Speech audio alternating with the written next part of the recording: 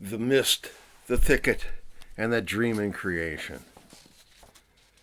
This is an essay that was accepted by a Soul magazine in the 1990s.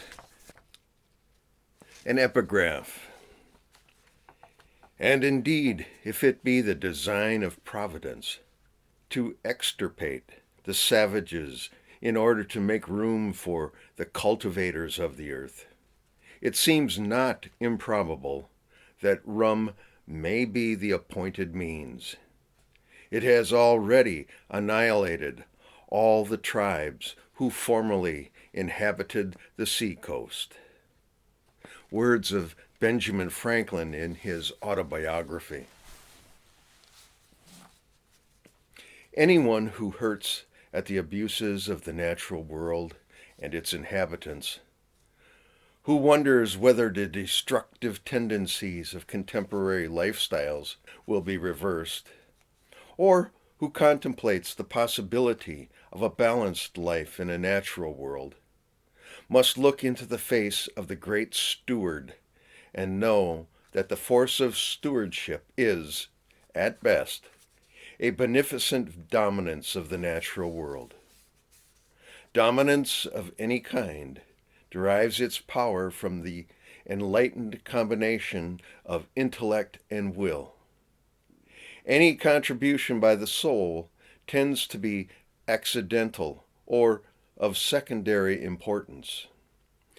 For the soul culturally, individually, and in nature defies dominance and flows into the cracks, the margins, the darknesses, and the wild places of life. The very places where stewardship most often fails. Proponents of conscientious stewardship, sustainable agriculture, and to some extent wildlife management face only half of the dis-ease when they deal with the gifts of the natural world. They must also consider the force of the great hunter. The hunter's power emerges through instinct, and instinct's intimacy with the wild natural cycles of life and death. I propose that stewards must become intimate with the vitality of the wild before they begin any possible adaptation of their lifestyle to the natural world. They must become hunters, willing to maneuver through the wild with respect and ability, without imposing their intellectual designs upon the natural world. They must become hunters of the earth's dreams, attentive to what the earth and the Creator in creation dreams. They must learn humility and to trust in that dream, and they will find it to be their dream too. In October 1992, after a morning of bow hunting for deer, I sat eating a late breakfast in a northern Minnesota cafe. At that time of day, the cafe was empty except for me and 4 elderly farmers drinking coffee and talking about their chores. Suddenly, one excitedly leaned in and interrupted the others. He told that he had heard a ruffed grouse drumming on a log, and how odd it seemed in autumn, as he believed grouse only drummed for mates in early summer. He described, with detail, how the bird danced on the log. He said he thought, mistakenly, that the log must have been a hollow resonator to create such a loud sound. Then he and his friends discussed what they thought had happened.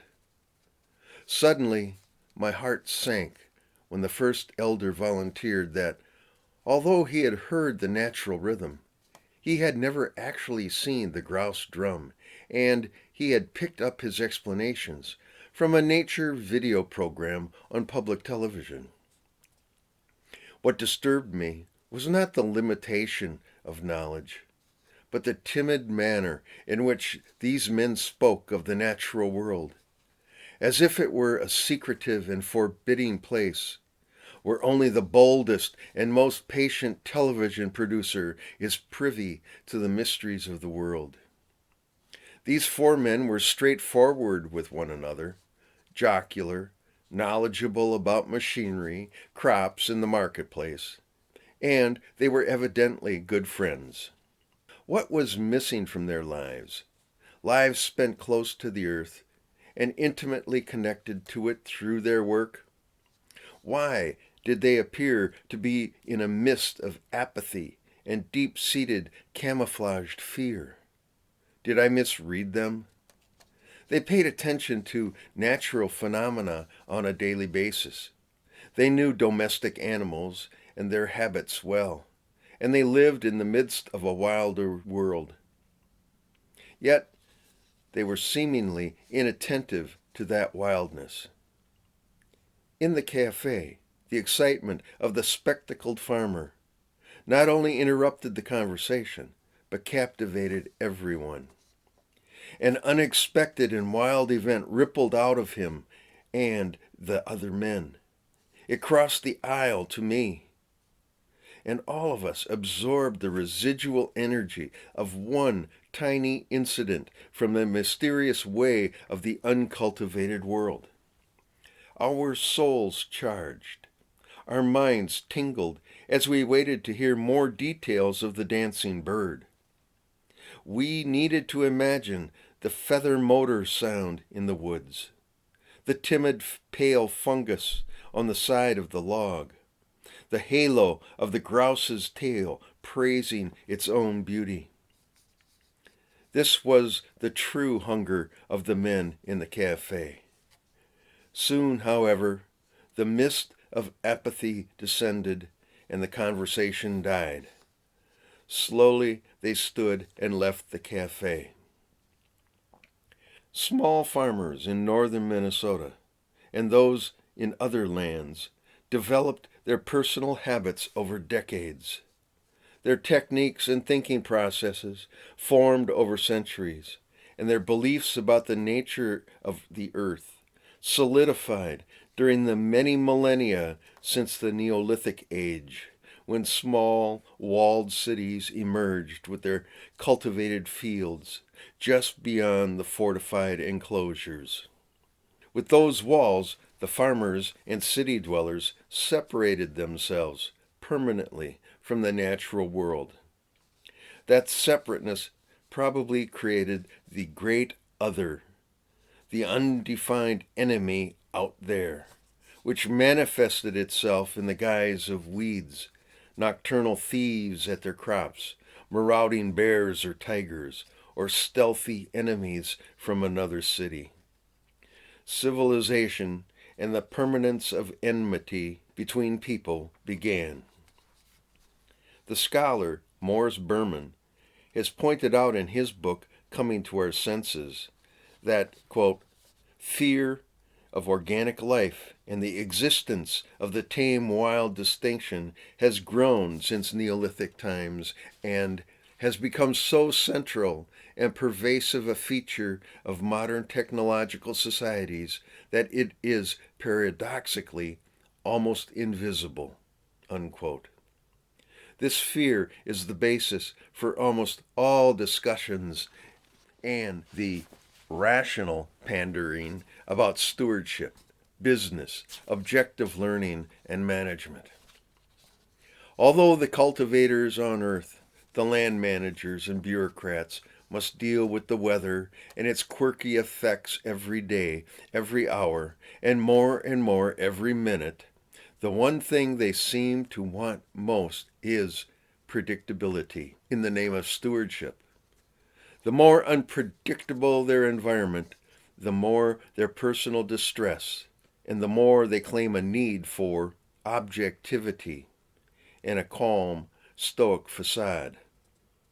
Quote, emotionless activity, for instance, scientific or academic detachment, writes Berman, is driven by a very definite emotion, the craving for psychological and existential security, unquote. The extreme versions of stewardship attempt complete predictability, and the mind of agribusiness and stagnant bureaucracies are, so far, the end results of that desire for dominance and predictability through stewardship. If we are to have a fuller and more thriving existence for ourselves and the earth, I believe we must emerge from the craving for security. The four farmers momentarily, unsuspectingly, entered into the passionate realm of the wild, even as they sat in a cafe. However, they slowly slid back into their detachment, cradling invisible fear in the jacket pockets and wallets.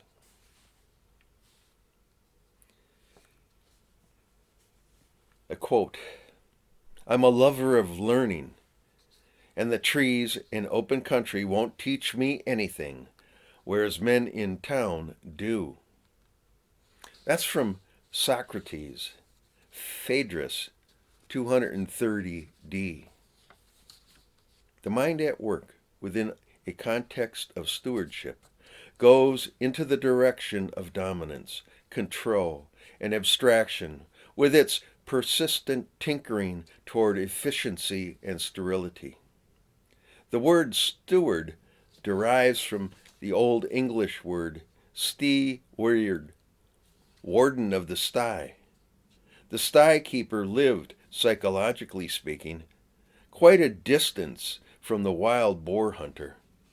Similarly, today's farmers, with his temperature-controlled farrowing pens, is just as distant from the sty keeper of old Europe.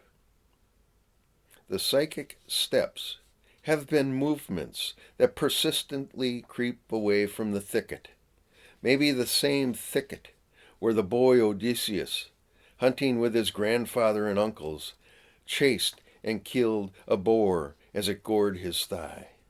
Or maybe it is the thicket where the Irish hunter Diarmuid O'Donoghue carried Grianne, daughter of the High King of England, for illicit lovemaking. In the thicket of the wilderness, in the thicket of the soul, are hidden powers far more dangerous and unpredictable than those within a sty. The hunter goes where stewards fear to travel, to paraphrase an old saw. In contemporary dictionaries, the multiple meanings of steward are connected to management and service. Quote, one employed to manage domestic concerns. A finance officer. One who manages the provisioning of food and otherwise attends to passengers. One who actively directs affairs. A manager. Unquote. Stewardship is the Apollonian attempt to eliminate surprises to all parts of the being, except the intellect. The Greek tale of Orion the Hunter, in this version, is an old example of how the hunter's skill was used as a tool for stewardship. This story gives us the worst of stewardship and the worst of hunting. Here is the story. Orion the Hunter fell in love with the daughter of the king. The king told him that if he would kill all the wild beasts in the realm, he could marry the daughter. However, once the task was completed, the king claimed he still heard the howlings of wild animals, and he did not allow Orion to marry his daughter. After drinking heavily, Orion broke into the daughter's bedroom and tried to convince her to elope with him, but she screamed, and the king, afraid for his own harm, sent the satyrs to Orion. They encouraged him to drink into a stupor. When Orion passed out, the cowardly king scooped out his eyes. Blinded, Orion crawled to the Cyclops' forge, and then was led to the east, where Phoebus restored his sight. Then Orion went back to the island for his revenge. but the king hid in a tomb, and Orion was told that the king fled to Crete. While searching for the king on Crete, Orion came upon Artemis, the goddess of the hunt, and the two of them enjoyed one another's companionship. Apollo, jealous of his sister's friendship with the mortal Orion, sent a monstrous scorpion to attack Orion. When Orion could not kill the monster, he dived into the ocean. Apollo then tricked Artemis into killing Orion as he swam in the distance. When she learned of the ruse, she put Orion into the sky as a constellation. In this tale, Orion acted not as a hunter, but as an exterminator by the order and promise of the ultimate steward, the king. Here, a weak king did not know the effects of his own policies. All the wild animals were killed, and in stories, wild animals carry the instinctual energies for humans. The tale ends as Apollo, who uses arrows in a sporting mode rather than for hunting, tricks Artemis into killing the instinctual hunter. The mind manages to remove the power of instinct.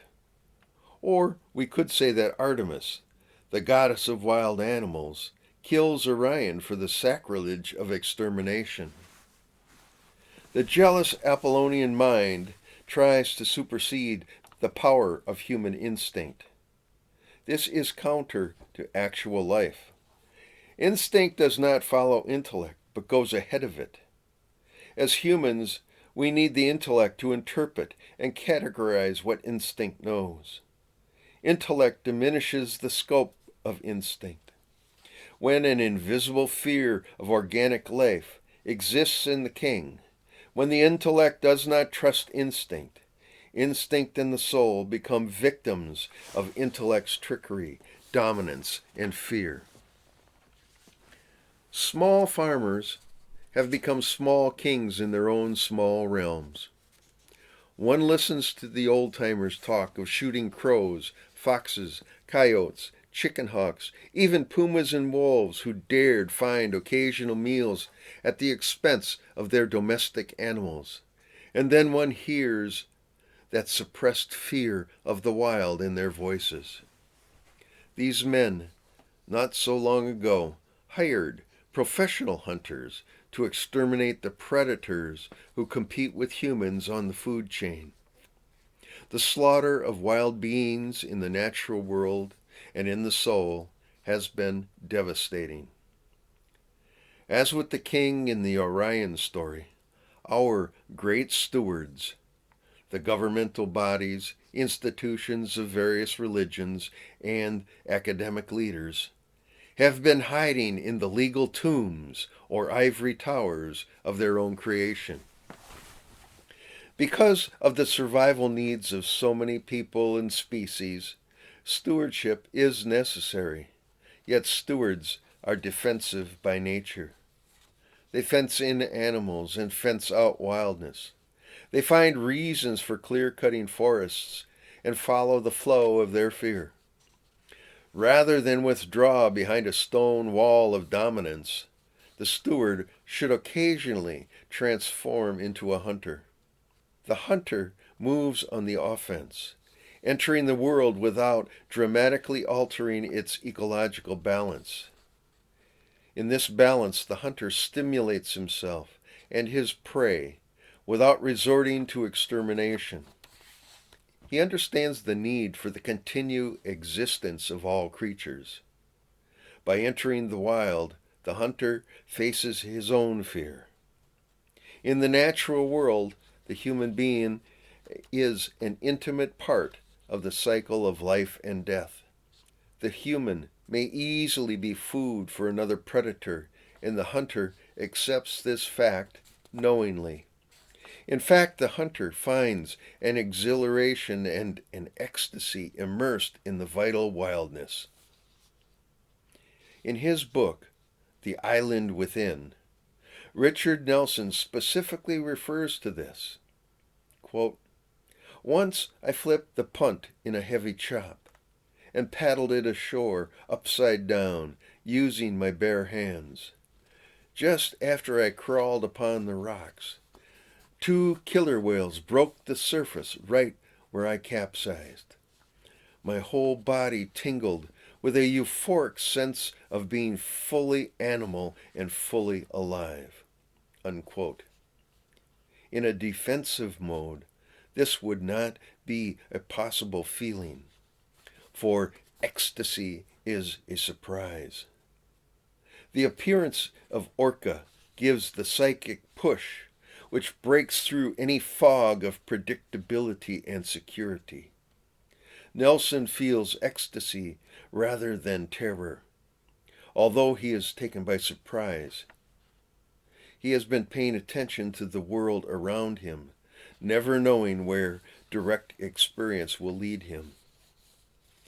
The hunter revels on the unpredictability of the hunt, for he never knows from where the prey or predator will present itself. The philosopher Jose Ortega y Gasset called the hunter the alert man, whose attention must spread out in all directions, just as intuition does. The steward, with his Apollonian eye, is focused. He manages in a narrow way. James Hillman, the renowned psychologist and thinker, wrote that, quote, attention is the cardinal psychological virtue. On it depends the other cardinal virtues, for there can hardly be faith, nor hope, nor love for anything, unless it first receives attention. Unquote. The steward is attentive because of his fear of the wild. His eyes are focused, and the more fear he holds, the more he focuses his eyes. On the other hand, the hunter uses this in another type of seeing, which is circular, peripheral, and helps with intuition. It's called scatter vision, splatter vision, or soft eyes. With this vision, the hunter can see the width of the area, just as the prey do. And when movement betrays the prey, the hunter focuses with the familiar stare of the killer. The unwitting steward is always in the focused mode, and one must wonder, what is the target of his unconscious mind's arrow? His is not an open attention. His attention creates an enemy other beyond his fenced world. Were Nelson in a stewardship mode, he would look to fence off a part of the ocean and lock out Orca. As ludicrous as that may sound, look what happened to the buffalo herds on the Great Plains 130 years ago, when we were technologically illiterate as people. One can easily imagine a sophisticated sonar fence to keep dangerous oceanic animals from a particular area of the sea. A bit of a short poem by Wallace Stevens in Frogs Eat Butterflies, Snakes Eat Frogs, Hogs Eat Snakes, Men Eat Hogs. That the man who erected this cabin, planted this field, and tended it a while, knew not the quirks of imagery. One of the great stories where we see the soul shift from a stewardship mode to a hunter mode, even though the man is not a hunter, is in the biblical book of Job. As the poet and artist William Blake knew, and the poet Stephen Mitchell explains, the story of Job is about the transformation of a man as he moves from the Genesis myth, where man is given dominion over all creatures, to his place in the natural world, where he is a humble man. Job, after his agony, becomes such a man, quote, comforted that he is dust, unquote, before the unnameable power that is, the creator in creation. At the beginning of the story, Job is a man whose wealth and reputation flowed to him because he followed the cultural rules, stayed within the moral fences, and practiced his fear of God. It's no wonder he is surprised when his world crumbles for no apparent reason.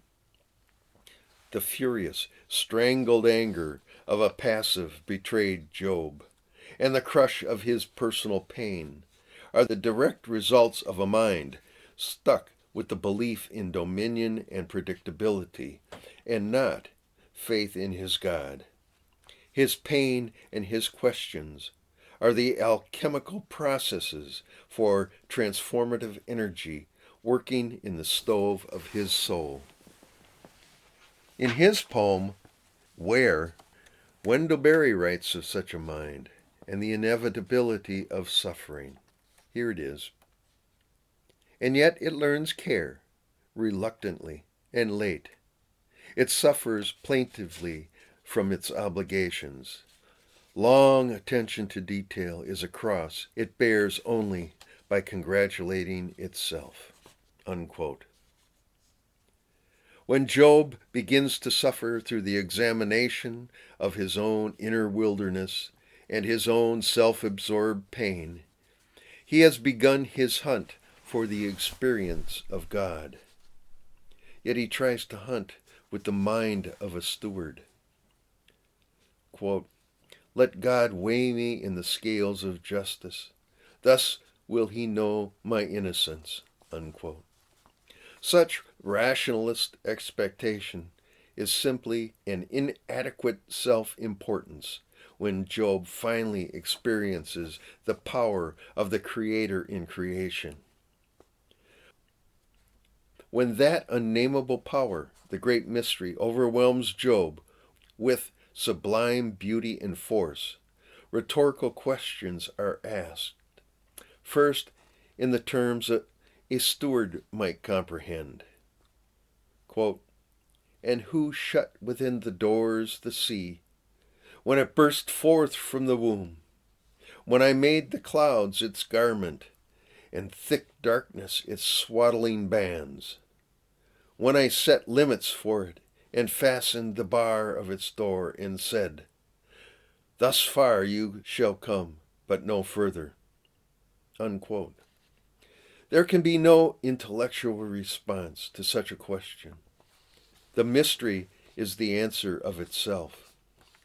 Yet, as the unnameable continues to hurl unanswerable questions at Job, they become less and less grandiose, smaller, less abstract, and more familiar as examples where Job can experience, through imagery, the mysterious power of the unnameable.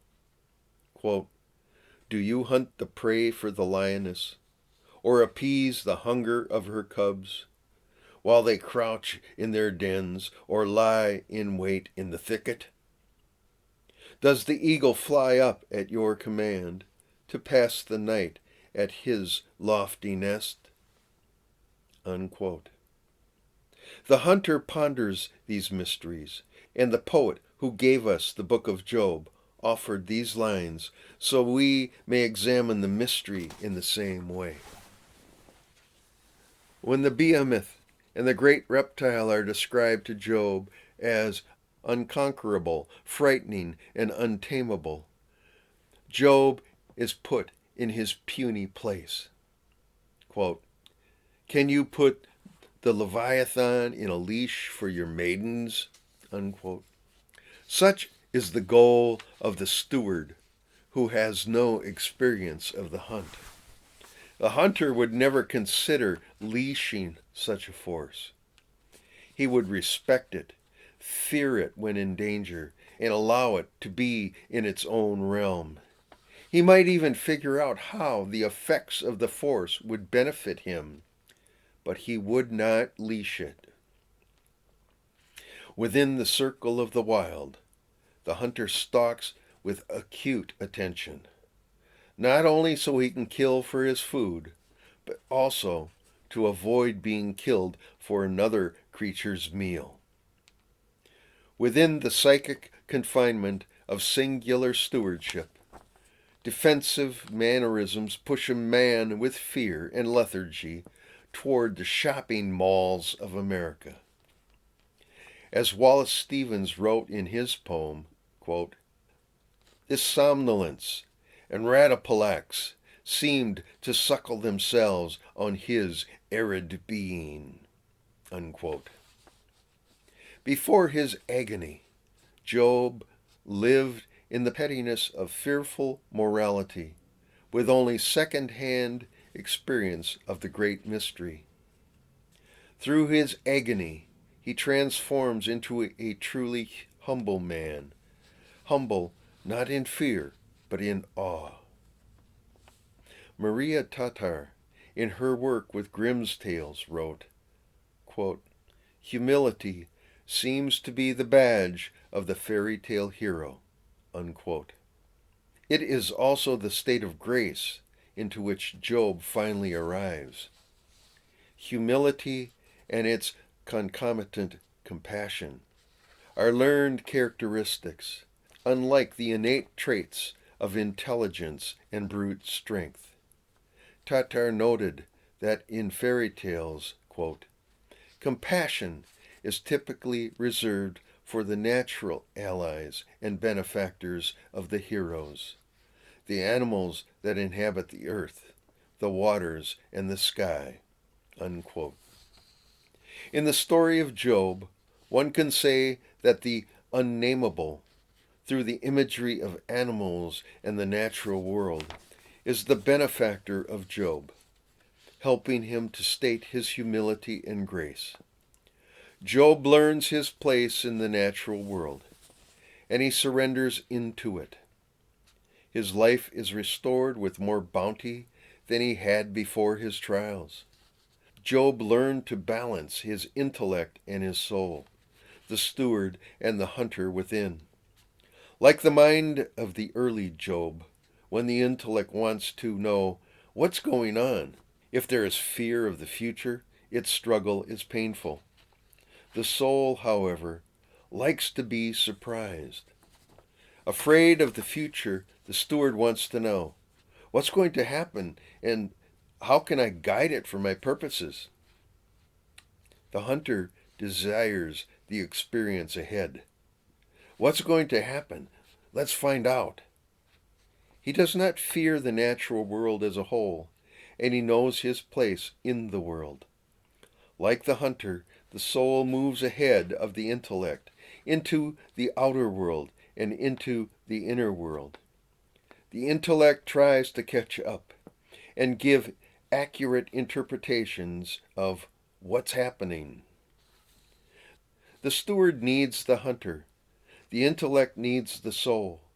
And without the hunter or soul, humankind cannot have direct experience of the Creator in creation. When facing such sublime power, the intellect can only agonize. Without direct experience, even if it exists in tiny bits of natural wildness in a northern Minnesota cafe, we become perennial pilgrims to the secure and safe magic kingdom of Disney, or the restored colonial, sentimental Williamsburg, or the grand casino by the once sacred lake, where the thunderbolts and lightnings of greed and consumerism disguise an ever-present fear of life.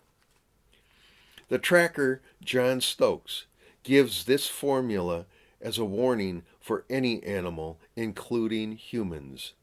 Quote, "Safe plus secure plus comfortable equals death." Unquote. Attention fails. Desire fails. Complacency reigns, and the forces of death strike. Job received the second chance that most animals and humans won't know. We do not need a new stewardship or a different stewardship. As a species, We have already practiced stewardship to its extreme. We need to praise, honor, and pray to the great hunter, and then live with his appreciation for the wild. We should expect less, spend our days with less predictability, as he does, alert to the surprises in creation. Questions and responses will rise up from those least expected places. Just as a grouse leaps from its cover with startling excitement and its exuberant passion for life. When we resume our lives in the city, on the farm, or in the little shack in the woods, maybe we will go as did Job, or the way of the great poet Tom McGrath, who says in his poem Return, quote, "On the bridge of fur and of feather, I go back to the world I have known." Unquote. We can no longer live as did our hunter-gatherer ancestors. The human scale of existence has inflated beyond need or good sense. A fall is the natural result of such inflation, just like Icarus, who tumbled from the sky when challenging the forces of the natural world. The soul senses the inflation long before the intellect. We must begin deflating our self-importance. Humankind thrives as long as its soul is in balance with the earth, and the soul thrives on the attention one gives it. The hunter, whether mythic or human, is more attentive to the soul. He walks in the wilderness between the outer and inner worlds, capable in both, surprised in both, concerned in both, simply because he knows his instinct, his attention, and his humble place in the dream of the Creator in creation.